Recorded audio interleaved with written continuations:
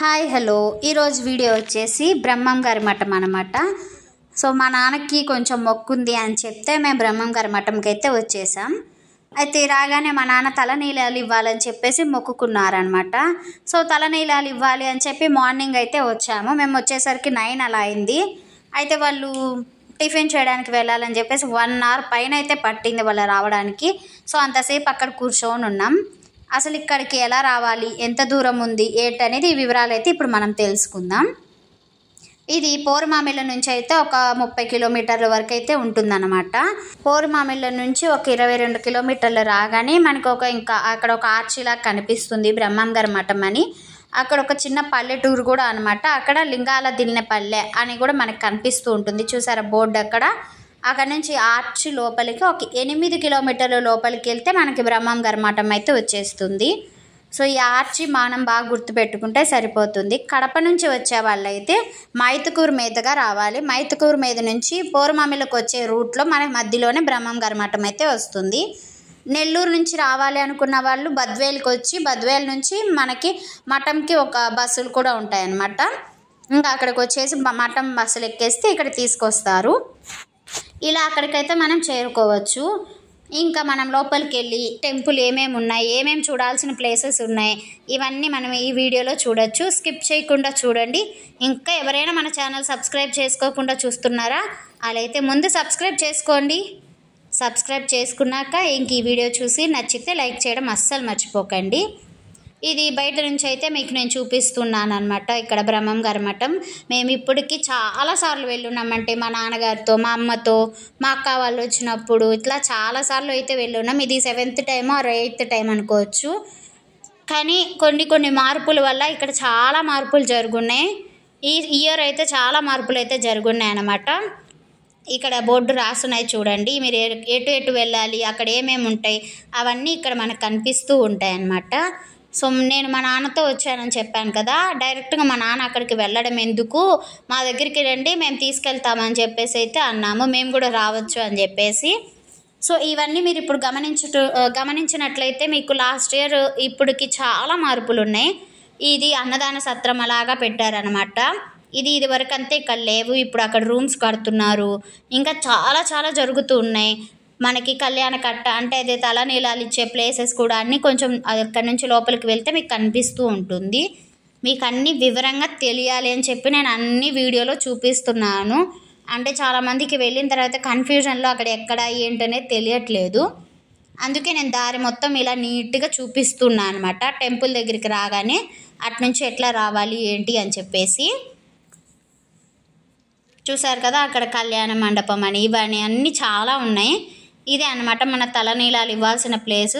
కరెక్ట్గా మేము వెళ్ళిన టైంకి వాళ్ళు టిఫిన్ చేయాలని చెప్పేసి అయితే వెళ్ళారు. ఒక 1 అవర్ అలా పడుతుందని అయితే చెప్పారనమాట. కొంచెం ఒక 5 minutes ముందు వచ్చి ఉంటే అయిపోయిండు. సరే అని చెప్పేసి మేము వెయిట్ చేద్దామని అక్కడ కూర్చొని ఉన్నాం. చాలా బాగుండింది ప్లేస్ అయితే.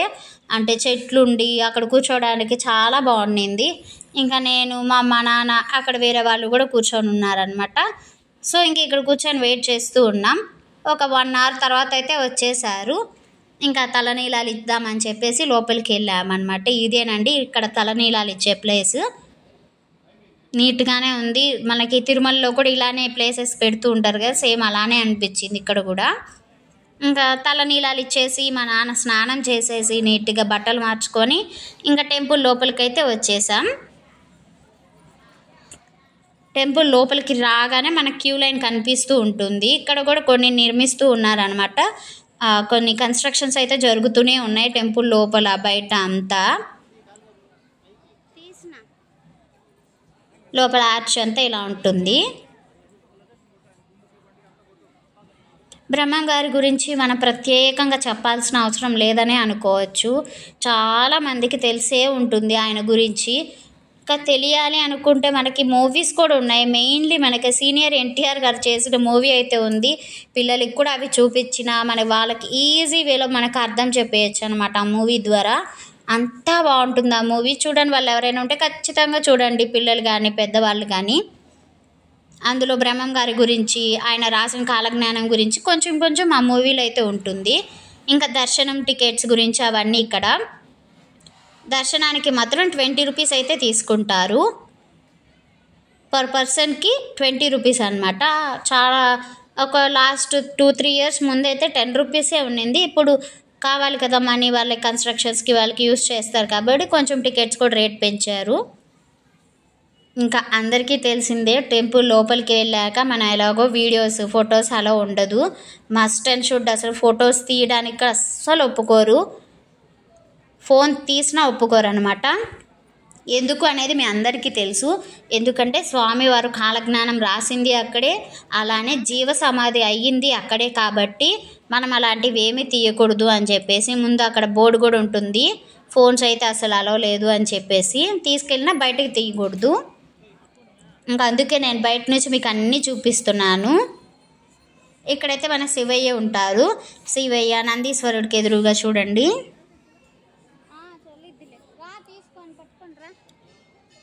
లోపల దర్శనం చేసుకొని అటు నుంచి రావాలి, వెనక నుంచి వస్తాం మనం. వెనక కనిపిస్తుంది కదా చెట్టు, వెనక నుంచి వస్తామన్నమాట. అక్కడ స్వామివారి పాదాలు కూడా ఉంటాయి. ఆ పాదాల దగ్గరే మనం టెంకాయ కొట్టుకోవాలి. లోపల టెంకాయ కొట్టారనమాట, బయట కొట్టుకోవాలి. అక్కడ ఒక అమ్మవారి చెట్టు కనిపించింది కదా, అక్కడ ప్రదక్షిణాలు చేసి నాగపడగలు కూడా ఉంటాయి, అక్కడ కూడా దండం పెట్టుకొని ఇంక ఇటైతే వచ్చేసాం. ఇటు రాగానే పక్కన మన శివయ్య కనిపిస్తారు. అక్కడ నుంచి బయటకి వచ్చి మీరు చూస్తూ ఉంటే ఇక్కడ నందీశ్వరుడు, ధ్వజస్తంభం అవన్నీ కనిపిస్తున్నాయి కదా. ఇదే అనమాట టెంపుల్ వ్యూ అంతా. మీకు లోపల కూడా స్నానం చేసే గదులు, స్నానం చేసేదానికి అవన్నీ కూడా ఉంటాయి. అండ్ ఇక్కడ మనకి ప్రసాదాలు ఇచ్చేది ఇక్కడ కౌంటర్ అనమాట, మీకు కనిపిస్తుంది కదా, అది ప్రసాదాలు ఇచ్చేది. ఇక్కడ విఘ్నేశ్వరుడు ఉన్నారు, అక్కడ కనిపిస్తుంది. ఆ బావి ఉంది, బావి దగ్గర మీకు వాష్రూమ్స్ ఉన్నాయి. మీరు ఎవరైనా తలనీలాలు ఇచ్చి ఇక్కడైనా వాష్రూమ్స్ దగ్గర స్నానాలు చేసేసి వెళ్ళొచ్చు. ఇదనమాట టెంపుల్లో మీకు ఎలా ఉంటుంది, ఎవరెవరు ఉంటారు ఏంటి అనేసి. లోపలైతే స్వామివారి జీవ సమాధి, అలానే వాళ్ళ భార్య సమాధి, ఇంకా వాళ్ళ పిల్లలు ఎవరు ఉంటారు. మీకు అక్కడ లోపలికి వెళ్ళగానే ఎవరెవరు అనేది పూజారులు మీకు వివరంగా చెప్తారనమాట, ఎవరు ఏంటి అనేసి. ఇదండి టెంపుల్లో ఉండే వ్యూస్ అనమాట. అసలు ఫస్ట్ ఈ బ్రహ్మంగారి మఠం ఉండే ఊరి పేరు కందిమల్లాయపల్లి అని పిలిచేవాళ్ళు. స్వామివారు ఇక్కడ జీవ సమాధి చెందిన తర్వాత ఈ ఊరిని మన అందరం కలిసి వీరబ్రహ్మేంద్ర స్వామి మఠం అని చెప్పేసి పిలుస్తూ ఉన్నాం. అది నేను చెప్పాను కదా, మైదుకూరు నుంచి వచ్చే వాళ్ళు కూడా రావచ్చు. 25 కిలోమీటర్స్ మాత్రమే అనమాట మైదుకూరు నుంచి. పూర్వమామిల నుంచి ఒక 25-30 కిలోమీటర్లు ఉంటుంది. అయితే ఇక్కడ పోతులూరి వీరబ్రహ్మేంద్ర స్వామి మఠం ఏంటంటే, ఈయన ఇక్కడ కాలజ్ఞానం రచించింది, జీవ సమాధి చెందింది కూడా ఈ మహాక్షేత్రంలోనే. వీరబ్రహ్మేంద్ర స్వామి 1693లో జీవ సమాధి అయినట్టు దేవాలయం నిర్మించారట. అప్పుడు ఈ మఠాన్ని ఏర్పాటు చేశారు. అయితే మఠంగా ఆవిర్భవించిన నాటి నుండి వరుసగా మఠానికి మఠాధిపతులుగా వారి కుటుంబ సభ్యులే ఉంటూ వస్తున్నారనమాట. అంటే స్వామివారి ఊరి వాళ్ళకి సంబంధించిన వాళ్ళే. అప్పుడు మధ్విరాట్ పోతులూరి వీరబ్రహ్మేంద్ర స్వామి మఠం 7వ తరం 11వ పీఠాధిపతి వీరభోగ వసంత వెంకటేశ్వర స్వామి చూసుకునేవారు. అయితే ఆయన చూసుకుంటూ 52 సంవత్సరాల తర్వాత ఆయన కూడా చనిపోయారనమాట. ఇంకా మనం ఎవరైనా మూవీ చూసిన వాళ్ళకైతే చాలా బాగా తెలుస్తుంది. స్వామివారు ఒక చెట్టు కింద కూర్చున్నప్పుడు మీరు నిజంగానే మీరు చెప్పే జరుగుతాయి, మిమ్మల్ని నమ్మాలి అంటే మేము ఎలా ఏంటి, సరే ఆ పోలేవరమ్మని పిలిచి నిప్పు ముట్టించమని అడిగింది మనం ఆ మూవీలో చూసే ఉంటాం కదా. ఆ మూవీలో చూసినట్టు నిజంగానే జరిగింది. ఆ ప్లేసెస్ కూడా ఉన్నాయన్నమాట. ఆ ప్లేస్ కూడా మీరు చూడాలి అనుకుంటే మీరు స్వామివారి ఇల్లు ఎక్కడ అని అడిగినా అక్కడ చాలామంది చెప్తారు. ఖచ్చితంగా స్వామివారి ఇంటి దగ్గరకైతే వెళ్ళండి. నేను మిస్ అయ్యాను, ఆ రోజు వెళ్ళడానికి కుదరలేదనమాట, చాలా లేట్ అయిపోయింది. ఇంకా ఫుల్ ఎండలు కదా, మా నాన్న ఉండలేకపోయారు. అందుకనైతే మేము కొన్ని చూడకుండానే వచ్చాం. అంటే ఆల్రెడీ చూస్తున్నాం కాబట్టి నేను మీకు చెప్తున్నాను, మేము చూడలేదు అని మాత్రం అనకండి, చూపించట్లేదు, మేము అన్నీ ఆల్రెడీ చూస్తున్నాము. సో అక్కడికి వెళ్ళి మేమైతే ఆ ఇల్లు అవన్నీ చూస్తున్నాం. మీరు వెళ్ళి చూడండి. అప్పటి నుంచి ఇప్పటి వరకు ఆ ఇల్లు అయితే అస్సలు చెక్కు చెదరలేదు. అలానే మీరు ఆ మూవీలో చూసి ఉండొచ్చు, స్వామివారు బావిని కూడా తవ్వుకున్నారు. రాత్రికే బావి తవ్వారు, బావిలో నీళ్ళు వచ్చినాయి అని కూడా చెప్తూ ఉంటారు కదా. ఆ బావి కూడా ఆ ఇంటి దగ్గరే ఉంటుందన్నమాట. ఇంకొంచెం ముందుకి 2 అడుగులు వేయగానే మన పోలేరమ్మని పోలేరు రా నాకు నిప్పు ముట్టించు అని చెప్పి పిలుస్తారు చూసారా, ఆ అమ్మవారి విగ్రహం ఉండేది అవన్నీ కూడా అక్కడే ఉంటాయన్నమాట ఇంటి దగ్గర. మీరు ఎవరైనా వెళ్ళి చూడాలి అనుకుంటే ఖచ్చితంగా అక్కడ అడగండి స్వామివారి ఇల్లు ఎక్కడ అని అడిగితే వాళ్ళు మీకు అడ్రస్ చెప్తారు. కొంచెం దూరమే వెళ్ళేసి చూసి అన్నీ రావచ్చు అనమాట.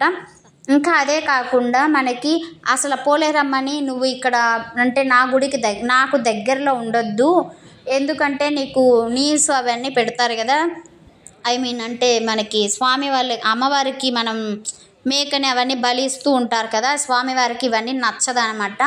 అందుకని నాకు కొంచెం దూరంలో ఉండమని చెప్పి అమ్మవారికి చెప్తే అమ్మవారు ఇంకొంచెం అక్కడి నుంచి ఒక 2-3 కిలోమీటర్స్ దూరంలో అమ్మవారు వెళ్ళి వెలిసిందనమాట. అదంతా నిజంగానే జరిగింది, స్వామివారి మనకి చెప్పినట్లు జరిగింది. అక్కడ అమ్మవారి విగ్రహము, అమ్మవారికి ఇప్పుడైతే టెంపుల్ కూడా కట్టారు, చాలా బాగుంటుంది అమ్మవారి విగ్రహం. ఇప్పుడైతే అప్పుడున్న విగ్రహాన్ని చెట్టు కింద ఉండే విగ్రహాన్ని తీసి కొంచెం గుడి కట్టి బాగా డెవలప్ చేసి ఉన్నారు, ఇప్పుడైతే బాగుంది.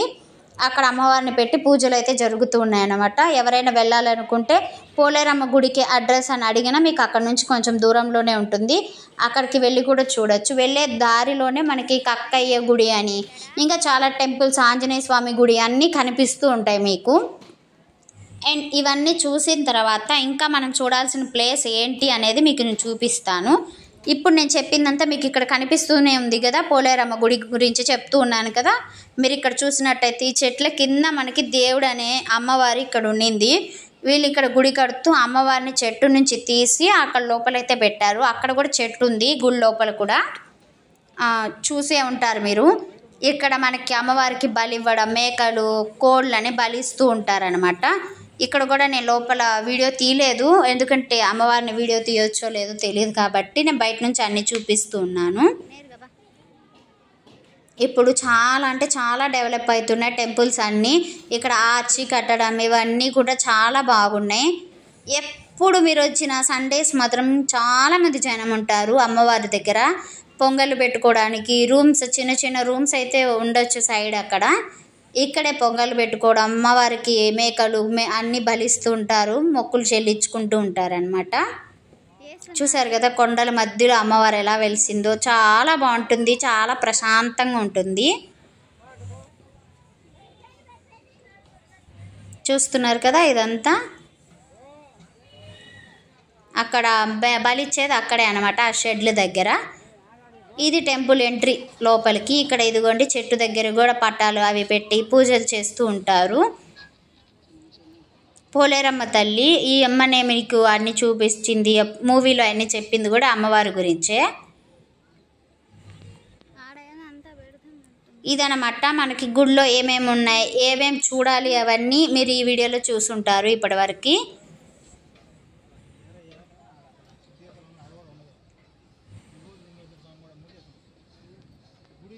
రెండు దారులు అయితే ఉంటాయన్నమాట. అంటే ఒకే ఒక డోర్ మాత్రం ఓపెన్ చేసింది. ఒకవేళ మీరు పోలేరమ్మ గుడికి ఏమైనా తీసుకురాలేదు టెంకాయలు అవన్నీ అన్నా ఇక్కడ ఒక షాప్ ఉంటుంది, కానీ కొంచెం ఎక్స్పెన్సివ్ కాబట్టి మేము బయట నుంచే తెచ్చుకున్నాం ఇంటి దగ్గర నుంచి. మీరు మర్చిపోయినా ఏవైనా నాకు లేవు అనుకున్న అక్కడ బ్యాంగిల్స్ కానీ అమ్మవారికి జాకెట్ పెట్టాలన్నా ఏదైనా చీర పెట్టాలన్నా లోపల ఒక షాప్ అయితే ఉంటుంది, మీరు అక్కడ నుంచి కూడా పర్చేస్ చేసి పెట్టచ్చు స్వామివారికి. నేను చెప్పినవన్నీ ఇక్కడ మీరు చూస్తూ ఉండొచ్చు. చూసారా ఇక్కడ టెంపుల్స్ కూడా మధ్యలో కనిపిస్తూనే ఉంటాయి మీకు, దారి పొడవున టెంపుల్స్, షాప్స్ అన్నీ ఉంటాయి ఇక్కడ.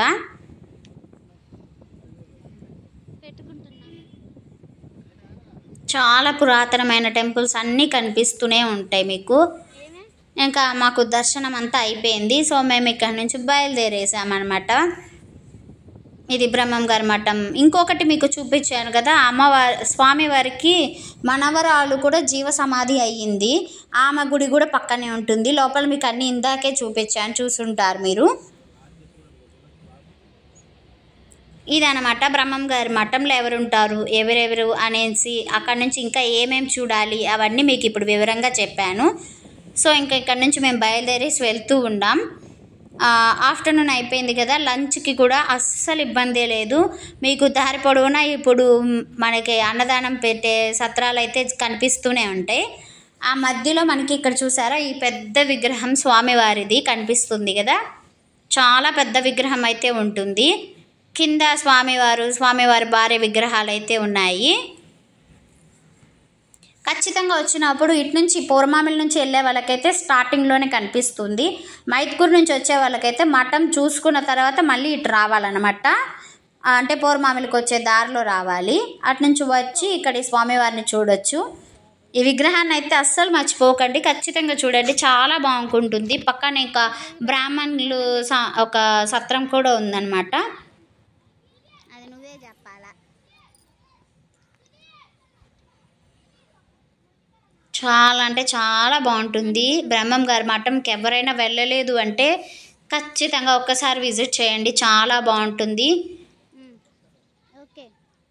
చూడాల్సిన ప్లేసులు ఇంకా ఇంకొకటి చెప్పడం మర్చిపోయాను మీకు, తెలుగు గంగా అని కూడా ఉందన్నమాట. కొండ మీద నుంచి వెళ్ళాలి. అది మేము ఒక్కసారి వెళ్ళాము, ఇంకొకసారి అంటే ఇంకా ఎండాకాలం కదా, సో మేము వెళ్ళలేకపోయాము. మా నాన్నతో అస్సలు కుదరలేదు. సో అందుకనే మీకు చెప్తున్నాను, వెళ్ళాల్సిన వాళ్ళకి ఏమేమి ప్లేసెస్ ఉంటాయని వివరంగా. అక్కడ మీరు ఇక్కడ పోలేరమ్మ గుడి చూసుకున్న తర్వాత మళ్ళీ అక్కడ ఎవరినైనా అడిగినా మీకు చెప్తారు. అట్నుంచి నేరుగా వెళ్ళాలి, కొండ మీదకి వెళ్ళి చూడొచ్చు అనమాట. తెలుగు గంగా అని చెప్పేసి బ్రహ్మం గారిది మఠం కాడ ఉంటుంది. చూడాల్సిన వాళ్ళు ఎవరైనా వెళ్ళి చూడొచ్చు, చాలా బాగుంటుంది పైనుంచి వ్యూ కూడా. అవన్నీ దర్శించుకున్న తర్వాత ఇక్కడ ఈ విగ్రహం దగ్గరికి అయితే రావాలి. అక్కడి నుంచి వచ్చి మీరు ఎవరైనా అన్నదానం తినాలి అనుకున్నా కూడా సత్రాలు అయితే చాలానే ఉన్నాయి.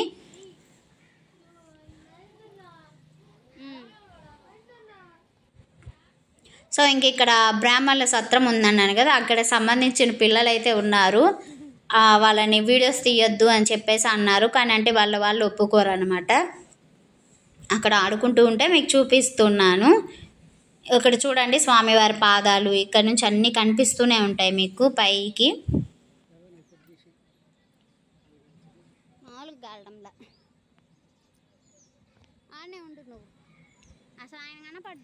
ఇక్కడ నుంచి మొత్తం వ్యూ చూడాలి, చాలా బాగుంటుంది. మీ కొండలు అవన్నీ కనిపిస్తూనే ఉంటాయి చుట్టూరు.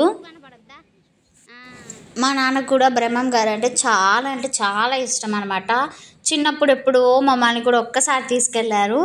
ఆ తర్వాత మేము అంటే పెళ్ళి అయిన తర్వాత నేను మా వారైతే ఫస్ట్ విజిట్ చేసింది పూర్వమామిల దగ్గరలో అయితే మేము ఇక్కడికే వచ్చాము. తర్వాత మళ్ళీ మా అమ్మ వాళ్ళతో ఇట్లా అందరితో అయితే ఇప్పుడు మేము 7th time are 8th time అయితే ఇక్కడికి రావడం. చూస్తున్నారు కదా చుట్టూ వ్యూ అయితే చూపిస్తున్నా. మా నాన్నకి కానీ మా నాయనమ్మకి వీళ్ళందరికీ మఠం రావాలని స్వామివారి గురించి అయితే చాలా ఇష్టం. అందుకేనేమో మా నాన్న పేరు కూడా బ్రహ్మయ్య అని పెట్టుకున్నారు. చూసారు కదా ఎట్లా ఉంటుంది ఇక్కడ వ్యూ.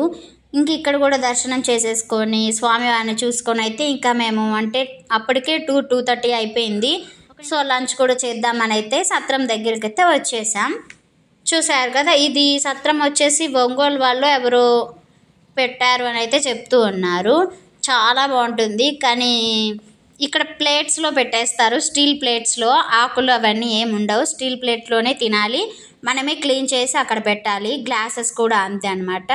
సో కొంచెం మందికి ఇష్టం ఉండకపోవచ్చు, సేమ్ నాకు కూడా అలానే అనమాట. కొంచెం ఓసిడి ప్రాబ్లం, అలానే మేము ఎక్కడ పడితే అక్కడ తినడం ఇష్టం ఉండదు. కానీ స్వామివారి ప్రసాదం కాబట్టి ఖచ్చితంగా తినాలి అని చెప్పేసి వెళ్తున్నాం. కానీ మామూలుగా అయితే అంత ఇష్టంగా మేము వెళ్ళము. మేము అందుకనే మీకు ఏదైనా చిన్న పల్సటి పేపర్ ప్లేట్స్ ఏమన్నా ఉన్నా తీసుకువెళ్ళి ఆ స్టీల్ ప్లేట్ల మీద పెట్టుకొని అయితే తినచ్చు, అదేమి ఇబ్బంది ఉండదు.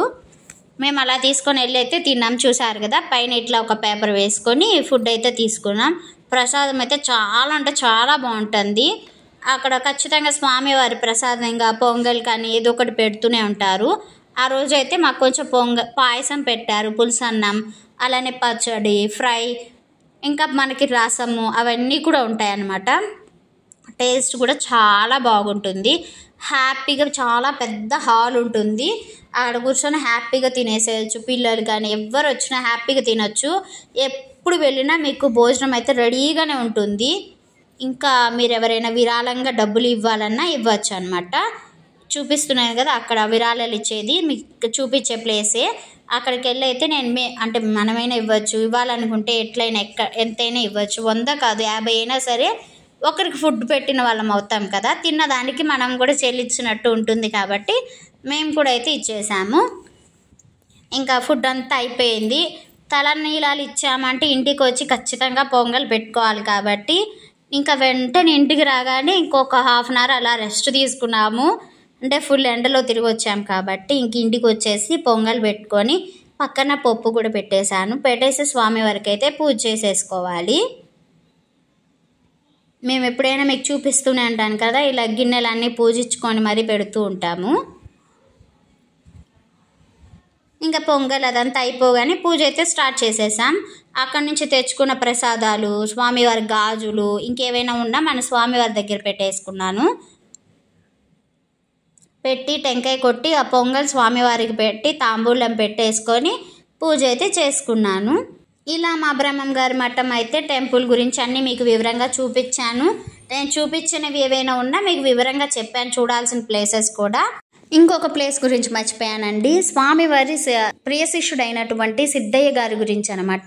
సిద్ధయ్య గారికి కూడా ఒక టెంపుల్ అయితే ఉంది. ఇప్పుడు నేను పెద్ద విగ్రహం చూపించాను కదా స్వామివారిది, అక్కడి నుంచి ఇంకొంచెం ముందుకు వెళితే మనల్ని అక్కడ ఎవరిని అడిగినా చెప్తారు. అక్కడ నుంచి ఇంకొంచెం ముందుకు వెళ్తే మనకి సిద్ధయ్య గారి ఆర్చి కూడా కనిపిస్తుంది మఠంకి సంబంధించి.